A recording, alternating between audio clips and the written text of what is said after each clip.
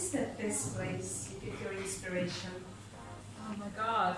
Well, you know, I just organized an inspirational board just here in town alone.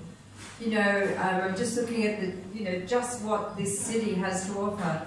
The texture, the color, you know, the shape, the forms. Inspiration comes from many different things for me. I can be looking at a tree and I'm loving the bark, and I look at that. But I think my background has definitely been doing dressmaking and sewing. So I am very good at making things, you know. I've made wedding dresses, I'm making clothes for my children.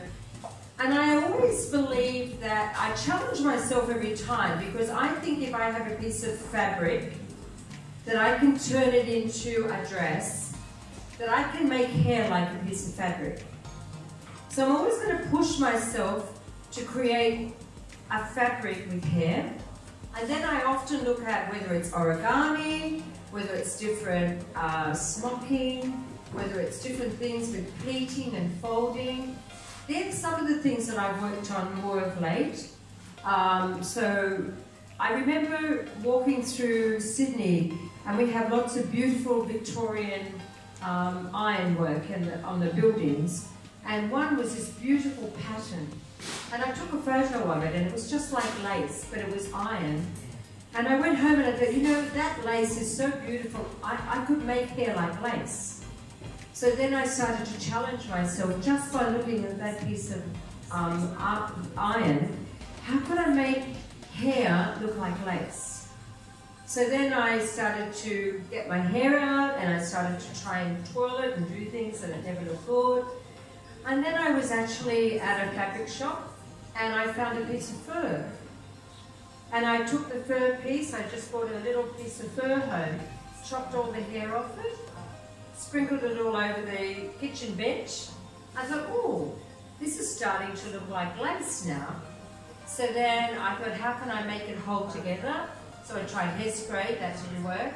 And then some friend told me about using gelatine. So gelatine is what you use when you're setting a jelly or jello.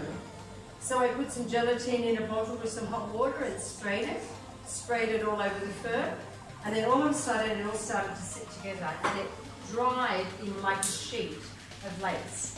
So, you know, it's just finding something that catches your eye.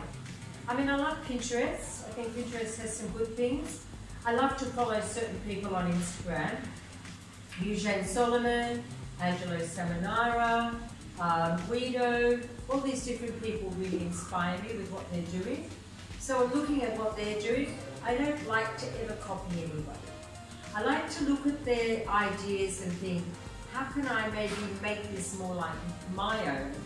So I think it's important to, if you do look at people's work that you like to follow, practice and practice and get good at it, but then turn it and twist it to make it more something you can say it's yours. Architecture is another thing. I remember I was telling the guys, I had a job with Goldwell, I think it's maybe 10 years ago, and they sent me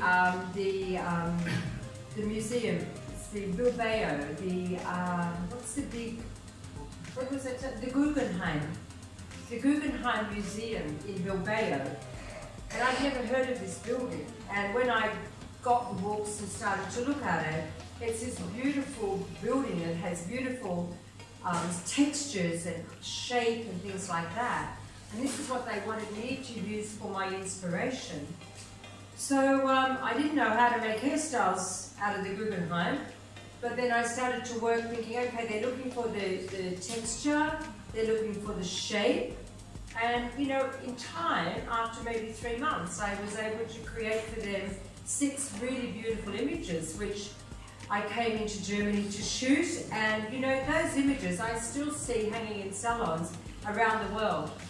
You know, it's like, I can't believe I could walk past a salon in Canada and there's my picture. Or open up an old magazine with a Goldwell advertising and there's my picture. Look at a box of colour and that's the picture that I created. You know, like, no one could have ever told me in my lifetime that I would be doing this job.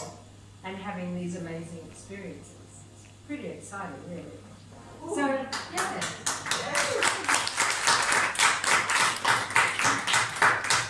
Okay, I won't leave you alone, so I will talk further.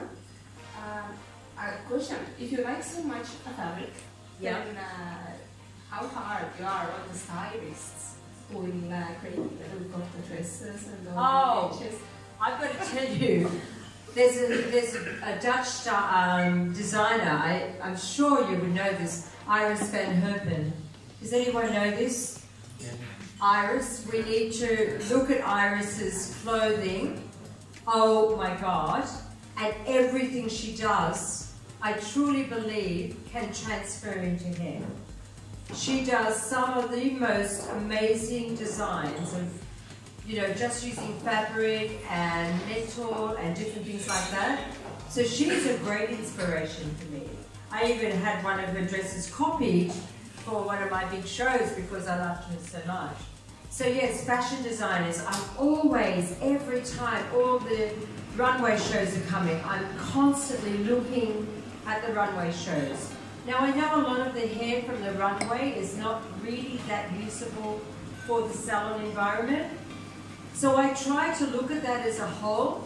I try to pull out some of the good things from it and turn it into something that would be good for the salon environment. Obviously I'm loving looking at the Academy Awards. This year I was a little bit disappointed because I didn't think there was anything terribly strong. But then I've been following the Cannes Film Festival, which is on at the moment, and I've pulled a whole lot of great ideas just in the Cannes Film Festival.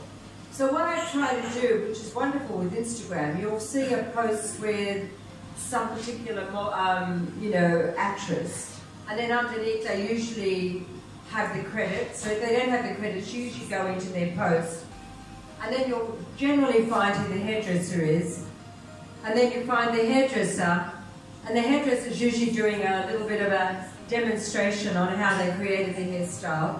So I start looking at how they created it, and it just gives you great inspiration all the time. So definitely the runway, the fashion, and whenever I do a photographic collection, I cannot even think of the hair, I never think of the hair until I have all the fashion that the stylist is going to use already organised.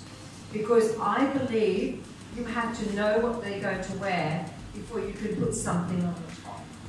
I don't start from the top down. I always start with the fashion, the makeup, they're my storyboards, and then the hair is the last thing that I do, and I'm totally inspired by the clothing that they're going to wear. Yeah. So probably a bit reversed question. This is awesome. I have one question more.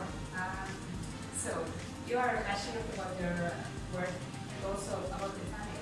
Yeah. How do you make the balance? Oh my God. Good way. At the moment, it's very difficult.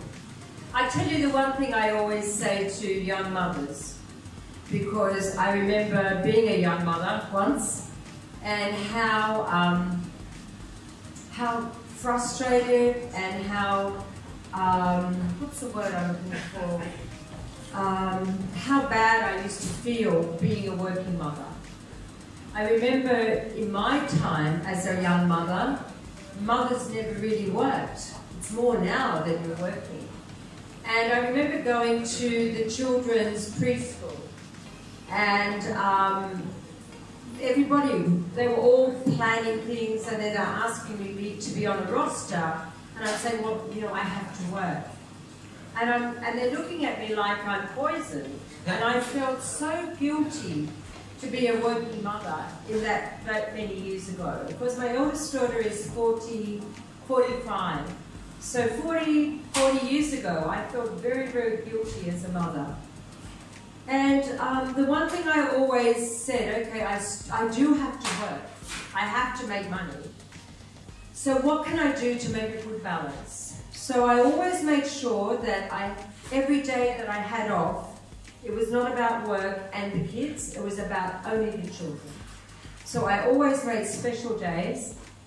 The one thing I remember most passionately about my mother is the memories of all the amazing Christmases, all the amazing birthday parties, all the special things that she did. So I've always tried to be a crazy lady at Christmas. And the house is always decorated. The food's always there. There's always hundreds of people. And I'm just worn out like my mother used to be. But everyone's going to say, oh my God, what an amazing Christmas. Every birthday, my children always selected their special birthday cakes. I never made an excuse about, no, we're not having a birthday this year. Even when they're 18 and they don't want a birthday, I'm still getting their friends and making a surprise birthday. So I'm always making surprise parties for everybody, always trying to make special moments, because I think this is what everybody holds on to so much. And here's a great story. My son turned 40 a couple of years ago now. And I made this special cake that he chose. It was a truck, and it had lollies in the back of it. And it was done with like a butter icing. I remember making this cake at 1 o'clock in the morning, and then the next day was his birthday. And when we got it out, we put it on the table. There was maybe 20 boys there, and they were rough boys. They're like 7 and they're going crazy. They took some of the cake and they said, oh, this cake is awful. And I'm thinking, oh, what? Rotten kids. I go, awful boys. They said, no, this is plain. It's awful cake. It's awful cake. And I took a taste of it, and what had happened was, I was marinating some meat in the fridge at the same time. So I had garlic and chili and sauces in the same fridge as the ice in the cake. And the butter absorbed all the garlic flavour into the icing. And it was horrible, absolutely horrible. So the boys ended up having a cake fight and just throwing it at each other. So this is a funny story. My daughter-in-law, Masha, who's actually a Russian girl, she said to me, Simon always talks about this rotten birthday cake. She said, could you make a surprise for his 40th birthday and make the truck again? So for his 40th birthday, he has this truck with all the lollies in the back of it. And I tell you, he was so excited because he remembered that from his 7th birthday about this particular cake. And you with the garlic, you made it with the garlic. With the garlic topping. No garlic this time. No garlic this time. So as a young mum, when I was feeling very guilty about working and not having the right amount of time for my children, the one thing that I think you do as a young mother, as a worker, as you set a really good example for your children. And you're setting a good work ethic. So although you think you're working crazy, they are watching you. And those children, my children, have watched my success. They've been proud of what I've achieved. They come to the awards, they clap, they're proud. And those children have never said to me, Mum, you never gave me enough time. They always say, oh my God, I can't believe how much you did for us. And they've all turned out to be incredibly successful children. You know, I have one son who is like on his 4th degree at university, he's now 42, and he's an IT expert, and he gets paid nearly $1 million a year because he's so smart. I have my eldest daughter who is a chef, a very good chef. She's also a horticulturalist. She's now working with special needs people as a carer. She's just the most amazing person and a mother. And then my youngest daughter, who is 38, she's a gynecologist. And she has her own gynecology, and she works in the hospitals and does a lot of surgery for people with cancer. So, you know, all my children have been very, very successful. So, you know, I think sometimes we have to stop feeling the guilt, but set a great example and be a great example for your children, and never worry about how bad you are because of that. You just be a great successful person, and I think the success will follow in them as well.